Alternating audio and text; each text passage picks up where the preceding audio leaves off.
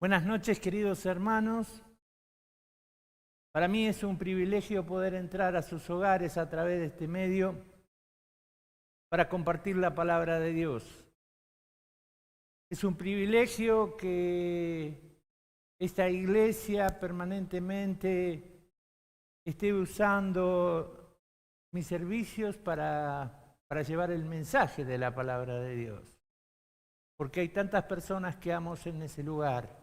Especialmente hay un matrimonio que siempre se acuerda de mí y sé que cada uno de ustedes me tiene en sus oraciones. Les pido que sigan orando por mí, por mi familia, por mi salud. Estoy mejorando un poco, pero falta algo más. Les pido que sigan orando. Gracias por sus ofrendas, porque las recibo periódicamente. Gracias por el amor que nos une. Cuando tenía que compartir en estas 4 semanas, pensamos junto con Juan el estudio, y estuvimos hablando allí y hubo varias ideas.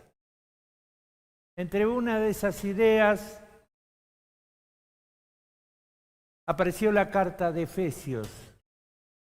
Y la carta de Efesios es una carta muy rica en todo su contenido. Es muy rica en su forma de hablar. Es muy rica porque Pablo la escribe a la iglesia con un objetivo. Como les dije, Pablo escribe esta carta en el año aproximadamente 62 después de Cristo. Él estaba en la cárcel y esto nos lleva a un periodo paralelo o al periodo exacto de cuando escribió esta carta, en Hechos capítulo 28, versículo 16. Después del naufragio de Pablo, de encontrarse en la isla de Malta, dice, cuando llegamos a Roma, el centurión entregó los presos al prefecto militar, pero a Pablo se le permitió vivir aparte con un soldado que le custodiase. Ese periodo de tiempo de encarcelamiento habían alquilado una casa donde estaba Pablo con un soldado. Y allí escribió algunas cartas, que son las llamadas epístolas de la prisión. Escribió Efesios, Colosenses, Filipenses, Filemón. A Efesios, Colosenses y Filipenses fueron enviadas por la mano de Tíquico y Onésimo. En cambio, a Filemón fue mandado por la mano de Epafrodito. Siempre que vemos una carta de Pablo, tenemos que buscar cuál es el propósito de escribir esa carta. Y saben que el propósito de escribir esta carta era fortalecer a la iglesia. Fortalecer a la iglesia. Hacer una iglesia fuerte, una iglesia unida, una iglesia llena de amor. Pero para eso había que enseñar. Para eso había que exhortar. ¿Y qué es lo que enseña Pablo a través de la carta de Efesios? Enseña los derechos del cristiano, o la posición. Vamos a ver distintos puntos cuando vayamos avanzando en la carta y en los capítulos que muestran los derechos y la posición del cristiano en Cristo. Y ya entrando al capítulo 4, habla de los deberes o la práctica del cristiano. Porque tenés derechos, tenés una posición, tenés que vivir de acuerdo a esos derechos y vivir de acuerdo a esa posición. Pero eso lo vamos a dejar para cuando lleguemos a Efesios capítulo 4. Ahora vamos a ver algunas de las bendiciones espirituales y celestiales que Pablo va a detallarles en el capítulo 1 a la iglesia en Éfeso. Para eso quiero invitarles que abran sus Biblias en Efesios capítulo 1.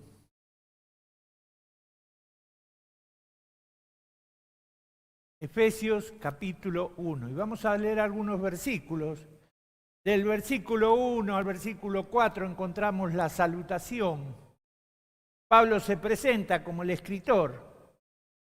Se presenta como que está haciendo la voluntad de Dios y que le está escribiendo a los santos y fieles en Cristo Jesús que están en Éfeso. Fíjense que no solamente dice santos, porque el cristiano en Cristo es santo, sino que dice a los santos fieles. Cuando habla de santos y fieles, puede estar refiriéndose a algunos líderes, a personas maduras en la iglesia cristiana. Porque la madurez la trae el reconocer la posición que tenemos en Cristo y vivir de acuerdo a eso. Efesios capítulo 1, versículo 4. Dice, según nos escogió antes de la fundación del mundo para que fuésemos, ¿qué dice? Santos y sin mancha delante de Él. Él nos escogió para que fuéramos santos. Saben, ahora en la lucha por doctrinas, dicen que Dios elige a los que quiere salvar. Pero si esto fuera real, Cristo no hubiera muerto por todos. Cristo murió por todos. Dice que Él los escogió antes de la fundación del mundo. Él sabía en el momento justo en que vos ibas a recibir a Cristo como tu Salvador, y a partir de allí te escogió. ¿Para qué? Para que fuese santo, sin mancha, con vestiduras blancas delante de Él.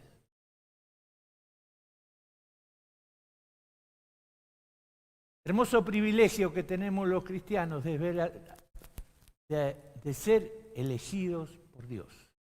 No, pero no de una manera que dice este sí, este no, sino que Él sabía. Él sabía que un día vos ibas a tomar una decisión y te escogió. Después habla de que nos escogió para ser hijos suyos.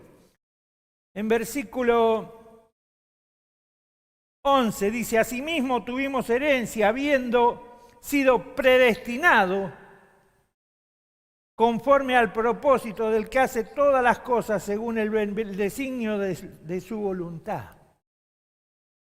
Predestinó, preconoció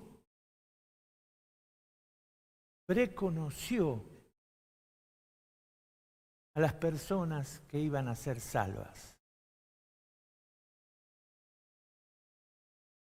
Yo sabía que el 28 de marzo de 1989, Luis Benavides, escuchando la predicación de un pastor, como el pastor de Samuel de Simone, allí en la cárcel de Olmo, iba a recibir a Cristo como su Salvador. Y me escogió. Y me escogió. ¿Para qué? Para que fuese santo. ¿Saben? Tengo una posición en Cristo, soy santo. Ahora, de acuerdo a esa posición, debo ser limpio y sin mancha.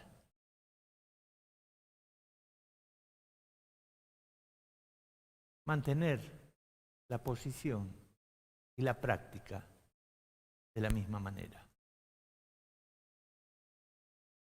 Versículo 5 dice, en amor habiéndonos predestinado para ser adoptados, hijos suyos por medio de Jesucristo, según el puro afecto de su voluntad. Dice, según en amor habiéndonos predestinado para ser adoptados. ¿Saben? La adopción es un acto altruismo, un acto altruista que una persona puede hacer con el hijo de otro. Es maravilloso adoptar una criatura porque no tenías ninguna responsabilidad sobre ella. Pero te haces cargo. Le das cariño, le das amor, le das sustento, le das protección, le das abrigo. Y pasa a ser tu hijo. Por eso a veces me molesta cuando hay personas que tienen un hijo y adoptan otro y dicen, este es mi hijo, pero este es el adoptado. Tiene los mismos derechos, es hijo. Saben, hace un tiempo estaba pastoreando una iglesia en el campo y me llamaron que había una criatura que querían dar en adopción. Lola se conmovió tanto que me dijo, Luis, quiero ir a verla. Fuimos a ver a la criatura, vimos la criatura, después hablamos con la asistente social y la asistente social me dice, ¿usted es argentino? Sí, soy argentino. Y cuando se vaya a Argentina, ¿qué va a hacer? Voy a llevar a mis hijos. Ah, ¿usted quiere que sea su hijo? Claro, quiero que sea mi hijo. Con los mismos derechos que tiene el otro. Y va a recibir el mismo afecto que tiene el otro. Y va a recibir el mismo cuidado que tiene el otro.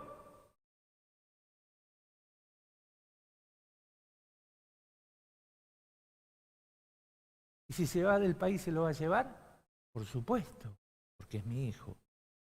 Bueno, después hubo una serie de problemas y no se dio.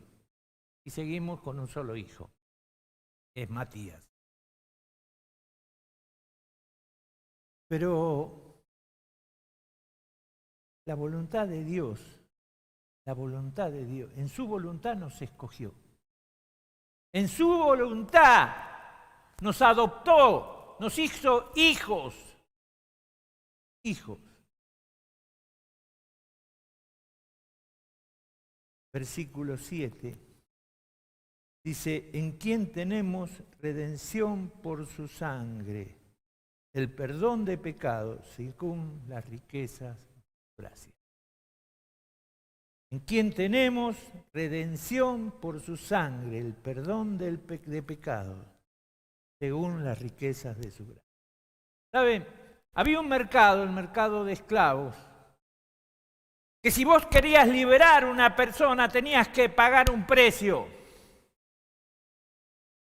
Ibas allí al mercado de esclavos y pagabas el precio y si querías podía ser tu esclavo, pero si querías lo podías dejar libre.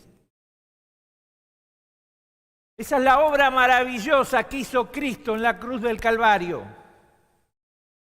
Derramó su sangre preciosa para pagar el precio ¿de qué? De mi pecado. Porque el que hace pecado, esclavo es del pecado. Mas si el Hijo os libertare, seréis verdaderamente libres. Él me redimió. Él pagó un precio muy alto. No podemos comprar la salvación ni con plata, ni con oro, ni con piedras preciosas. Lo único que puede otorgarnos redención y esa libertad es la sangre de Jesucristo, su Hijo.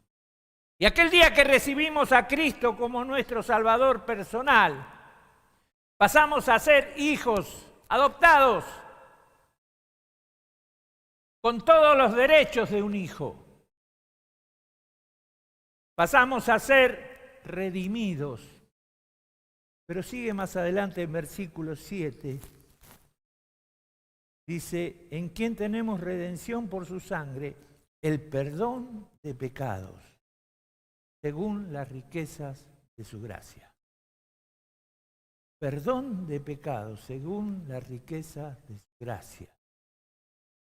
Cuando hablamos de perdón de pecados, el perdón es una palabra muy compleja,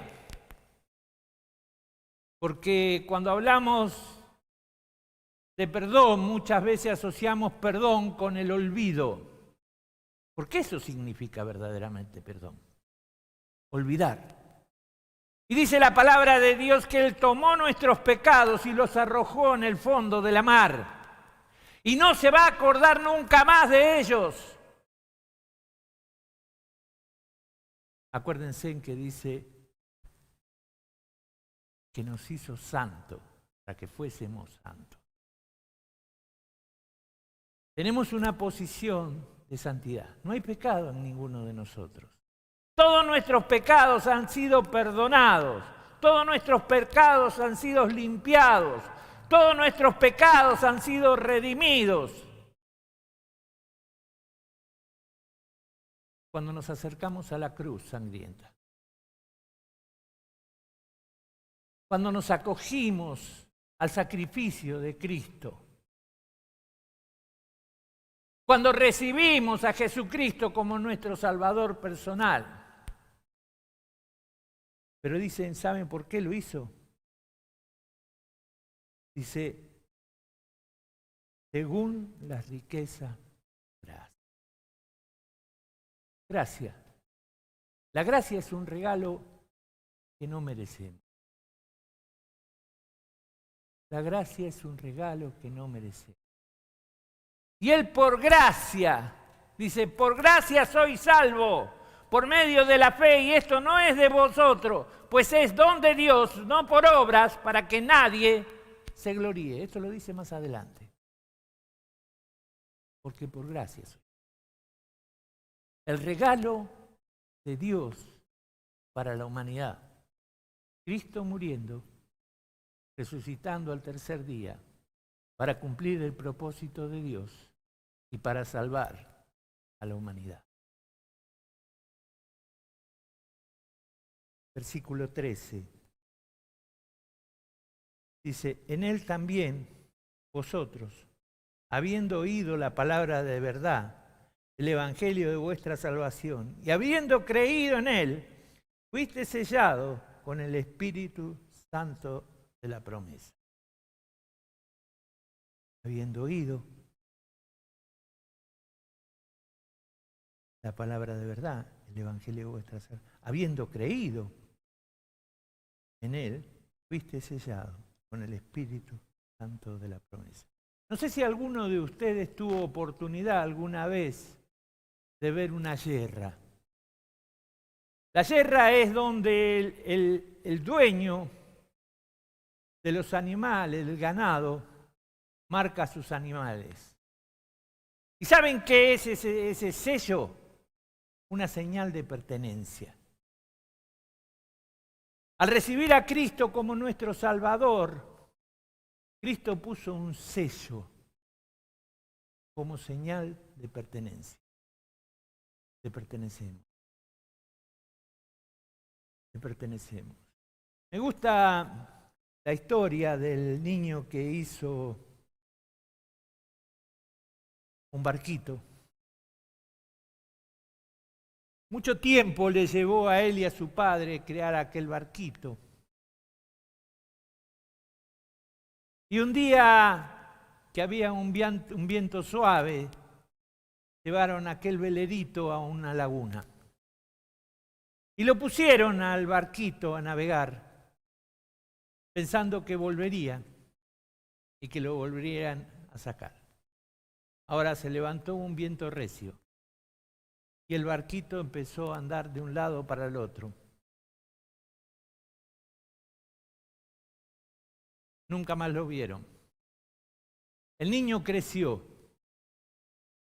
Los años pasaron, pero siempre en su memoria tenía aquel barquito que había creado. Un día, al pasar por una tienda, en el escaparate de la tienda, vio el barquito. Entró y le dijo al dueño de la tienda: Señor, ese barco es mío porque yo lo creé. El dueño de la tienda dice: ese barco es mío porque yo lo compré. Si querés, yo te lo vendo. ¿Cuánto quiere? Tanto. El joven corrió a su casa, vendió algunos de sus más preciados recuerdos y fue y compró el barquito. Volvió contento a su casa con su barquito. Fue lo más feliz que le había pasado desde su niñez, adquirir ese barquito. ¿Y saben cuál fue el pensamiento del joven? Este barquito es 2 veces mío, porque lo cree, porque lo compré. Imagínense en lo que se siente por un barquito. Dios te creó. Tu mano poderosa acariciaron tu rostro. Tu aliento de vida sopló en tu nariz.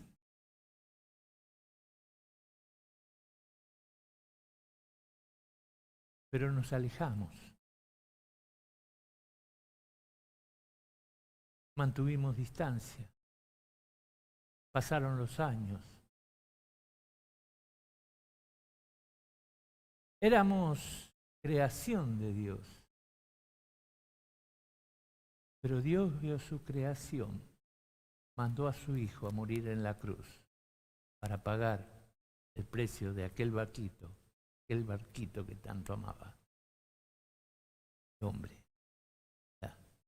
también el pensamiento de Dios es 2 veces mío, porque lo cree, que lo compré.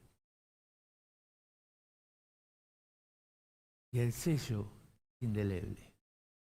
Ese sello no puede salir, somos su pertenencia, le pertenecemos, somos 2 veces de Él, por creación y por salvación, por creación y por compra.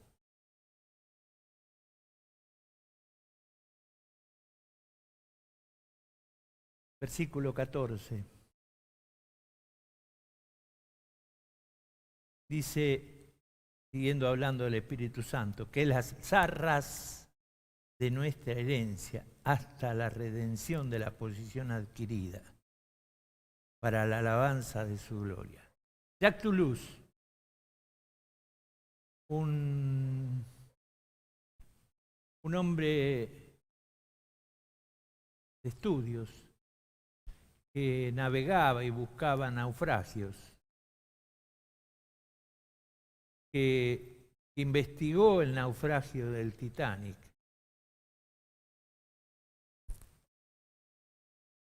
encontró una gran parte de este barco. Y con esos submarinos que ellos tienen, cuando bajó llevó una placa que decía: Jacques Toulouse, cuando vuelva te voy a llevar. Esa placa permaneció ahí por los años y él fue investigando cómo podía sacar a flote esa parte del barco. Fue imposible porque pesaba muchísimo. Pero saben, nosotros tenemos una placa parecida. Dice: volveré pronto por ti. Volveré pronto por ti. Las arras, que es nuestra herencia hasta la redención de la posición adquirida. Muchas veces se hacen contratos arrales, donde yo quiero comprar una posesión y no tengo la cantidad de dinero suficiente en el momento. Deposito una cantidad y digo: tal fecha voy a venir a buscarlo, con el resto del dinero. Eso se llama contrato arral.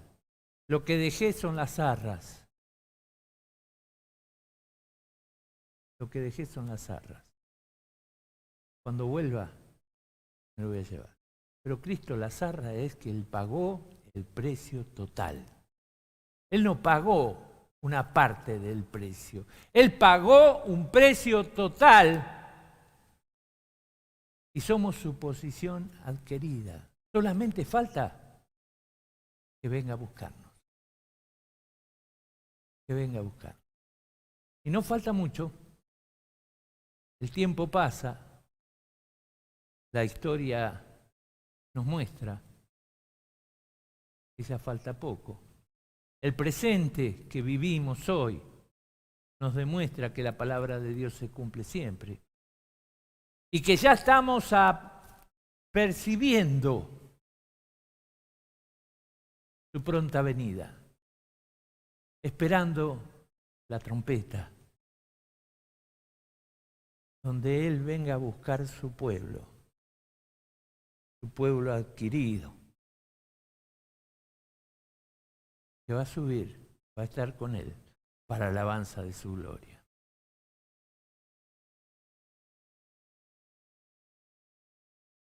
En Efesios capítulo 1, versículo 21,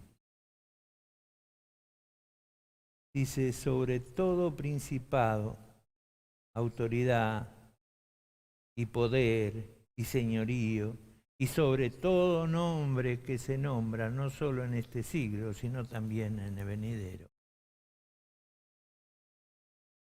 Cuando habla de nombre, ¿saben lo que hemos estudiado en nombre de Dios? Hemos visto que Dios se presenta al hombre con distintos nombres de acuerdo a la necesidad.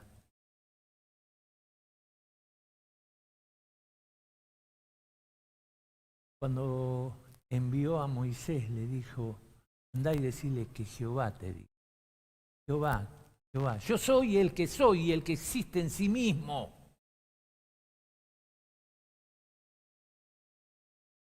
Después se presenta como el Shaddai, como el Roy, como el Elyon. Pero de acuerdo a las necesidades del pueblo, el momento era que se presentaba con un nombre diferente, no porque eran varios dioses, sino que era uno viendo la necesidad del pueblo, la necesidad de una persona, se presentaba con ese nombre.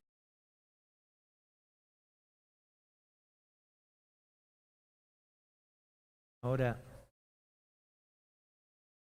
hay nombre sobre todo nombre, que es Jesucristo. Y ese nombre suplió todas las necesidades que nosotros como pueblo teníamos. Suplió todas las necesidades que nosotros como individuos personales teníamos. Y suple todas las necesidades que tenemos en el día de hoy. Cuando pensamos en cuáles son las necesidades que tiene un hijo de Dios hoy. En cuanto a lo espiritual, nada, porque tenemos todo. Pero Él es nuestra protección. Él es nuestro sustentador.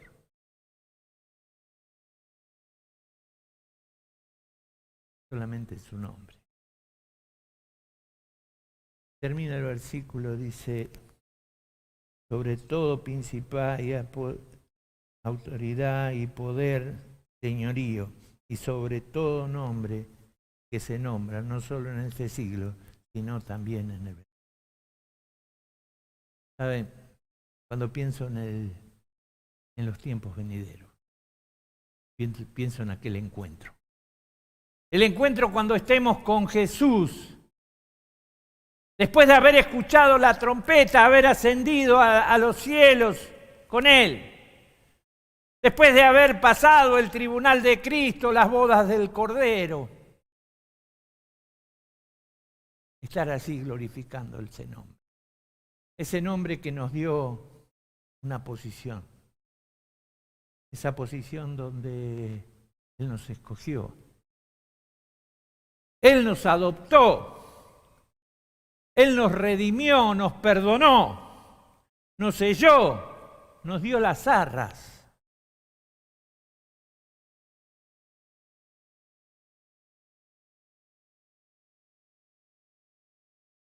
Qué maravilloso. Qué maravilloso. Porque vemos a través de su nombre la manera de relacionarse con el ser humano. Vemos a través de su nombre la obra en la tierra y en la humanidad. Si leemos algunos versículos, por ejemplo, Filipenses capítulo 2,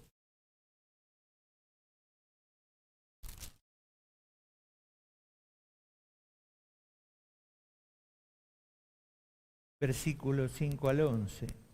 Dice, haya pues en vosotros este sentir que hubo también en Cristo Jesús, el cual, siendo forma de Dios, no estimó ser igual a Dios como cosa que aferrarse, sino que se despojó a sí mismo, tomando forma de siervo, hecho semejante a los hombres, y estando en la condición de hombre, se humilló a sí mismo, haciéndose obediente hasta la muerte y muerte de cruz, por lo cual Dios también lo exaltó hasta lo sumo y le dio un nombre que es sobre todo nombre, para que en el nombre de Jesús se doble toda rodilla de los que están en el cielo, en la tierra y debajo de la tierra, y toda lengua confiese que Jesucristo es el Señor, para gloria del Padre.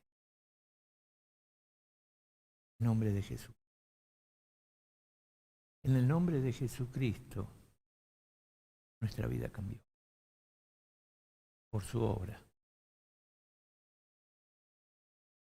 por su servicio, por su sacrificio. Solamente Jesucristo. Filipenses capítulo 1. Efesios capítulo 1. Versículo 16 al versículo 23.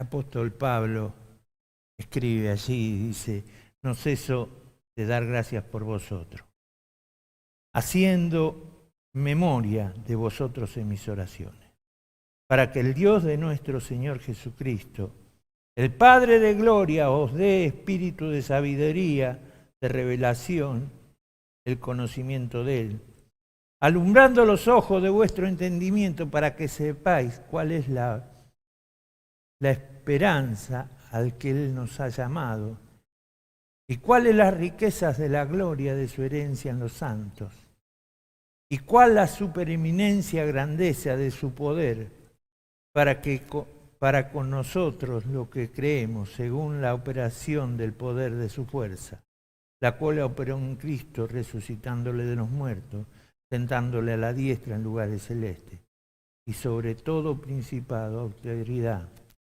y poder y señorío, y sobre todo nombre que se nombra, no solo en este siglo, sino también. Qué increíble cuando empezamos a buscar detalles. Y buscamos solamente algunos, en capítulo 1, porque tenemos que ir rápido, son 6 capítulos y tenemos 4 viernes. Allí, al ver todos estos beneficios, mi corazón se conmueve. Y creo que cada uno de ustedes, al reconocer lo que Cristo hizo por cada uno de ustedes,